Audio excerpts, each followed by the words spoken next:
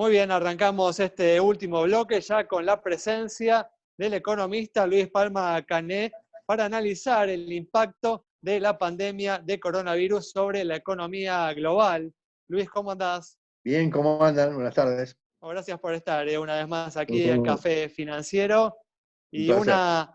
una pandemia que viene generando en lo económico eventos históricos, como la caída el otro día del precio del petróleo a un valor negativo por primera vez en la historia, un resultado, Luis, de la monumental caída en la demanda global, ¿no?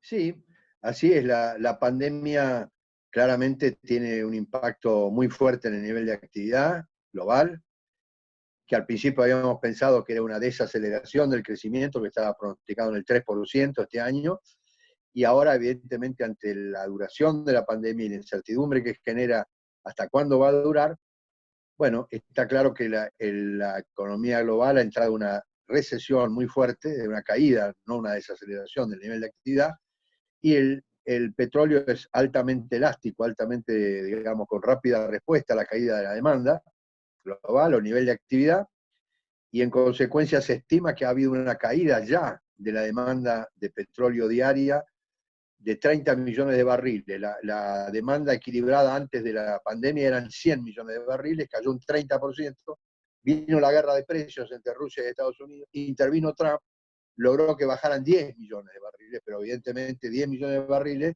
están sobrando 20 millones de barriles por día. Hay una decisión política por ahora, que para mí es la crónica de una muerte anunciada, no seguir bajando la cantidad. También es cierto que hay que reconocer que es muy caro a veces cerrar los pozos, a veces vale la pena esperar un poco antes de cerrar la cantidad, pero lo cierto es que, bueno, lo que vos dijiste, o sea, una fuerte caída del precio del petróleo, 70% hasta nivel cero, después por un tema de derivados y de entregas físicas, etcétera, fue negativo. Hoy está, después de varios movimientos, está alrededor de 20, 21 dólares por barril, pero el problema es que esto no se va a corregir porque el excedente que ha habido hasta ahora diario de 20 millones de barriles por día ha llenado los reservorios, o sea, los lugares donde se puede guardar el petróleo, a tal punto que los pipelines, o sea, los oleoductos, están llenos. No puede circular porque lo han estacionado ahí, y además los barcos, se están flotando los barcos por todos lados, y ya no hay más barcos donde cargar. Entonces, en ese momento era más barato decirle al tipo, llévatelo, yo te pago para que te lo lleves de acá de la refinería o de la producción, ¿no? Luis, lamentablemente los consumidores locales no van a poder disfrutar estos precios mínimos históricos, ¿no? No, porque acá, como siempre hacemos las cosas al revés, lo que tenemos es el barril, el famoso barril criollo.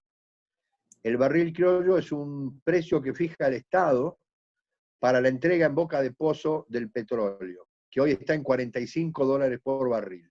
Es como un precio sostén, un precio máximo, te voy a decir. Pero evidentemente, si vos lo mantenés en 45 y además subís los impuestos del expendio de nafta, y bueno, lo más probable es que no solo no baje, sino que suba, lo cual es un disparate, ¿no es cierto? En Estados Unidos ya bajó un 40% el precio del galón, y en Europa también, porque acá cuando sube, sube, y cuando baja, no baja. Entonces, estamos protegiendo a los productores de petróleo argentinos, que dicen que tienen costos muy altos. Bueno, entonces mañana, ¿por qué no defendemos a los que hacen camisas también?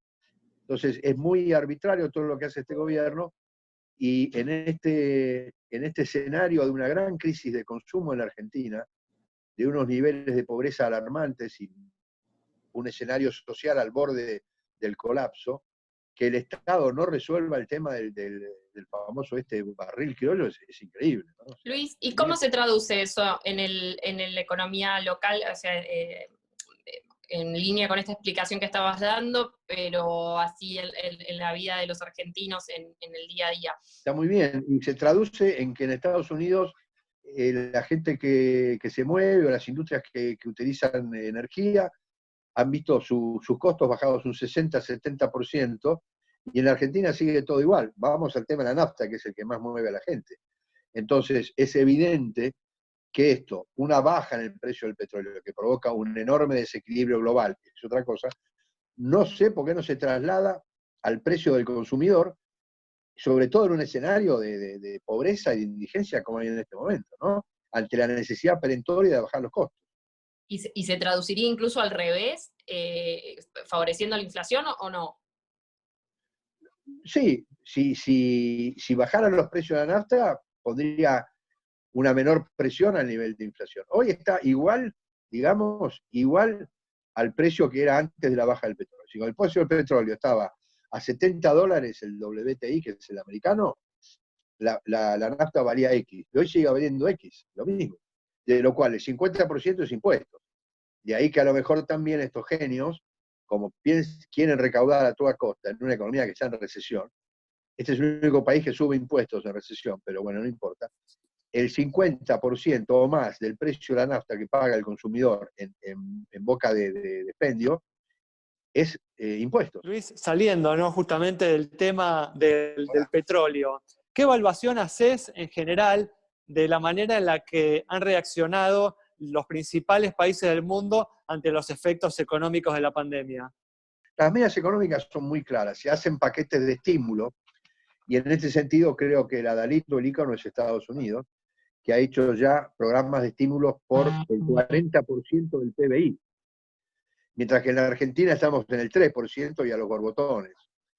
¿Qué quiere decir? Esos planes de estímulo son planes fiscales y planes monetarios. Los planes monetarios, que en Estados Unidos lo implementa la autoridad monetaria, que es la FED, o el Banco Central, que es lo mismo, es líneas de redescuento automáticas para los bancos y líneas de compra automática para papeles de las empresas, para los commercial papers, para darle financiamiento. Y por otro lado, el Tesoro, el programa fiscal es muy amplio, pero es ayuda directa para el pago de salarios y reducción de costos de las empresas. O sea, en Estados Unidos hoy vos mandás tu seguridad social como empresa diciendo el detalle porque está en la seguridad social que vos pagás, que son, por ejemplo, $100.000, y al día siguiente te acreditan los $100.000 en un préstamo que es a 12 meses, con un periodo de gracia de 12 meses, en 36 cuotas después, con tasa de interés cero. ¿Por qué? Porque la única manera de que esto, digamos, no sea una hecatombe económica, es que vos conserves al sistema financiero para que pueda prestar, que es la inyección de liquidez, y segundo, lograr atemperar el despido natural de empleo que va a haber, porque las empresas no producen, no venden, acumulan stock, etc. Entonces, si vos en síntesis, tiene que haber programa monetario y programa fiscal. Muy bien, Luis. Bueno, muchas gracias. Se nos acabó el tiempo. Gracias por haber estado una vez más aquí con nosotros. A ustedes. Cerramos así el programa de hoy con las reflexiones del economista Luis Palma Cané sobre el impacto que viene teniendo esta inédita pandemia sobre la economía global. Nos reencontramos el próximo miércoles a las 20:30 aquí en Metro.